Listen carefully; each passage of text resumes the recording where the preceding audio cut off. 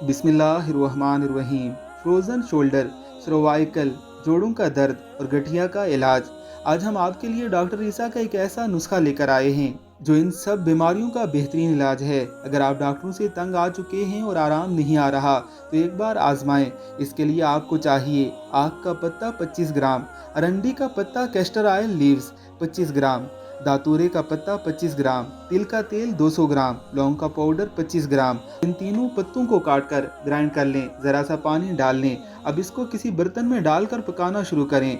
इसमें से बहुत बू आती है। अब इसमें तिलों का तेल और लौंग का पाउडर डालकर इसको पकने दें। इसमें बहुत जाग बनेगी। इसको चलाते रहें। जब जाग बनना ख़त्म हो जाए तो चूल्हा बंद करें। आपकी दवा तैयार है। इसको 2 से 3 दिन मुतासरा जगह पर मसाज करें। फ्रोज़न शोल्डर तो फ़ौरन सही हो जाएगा।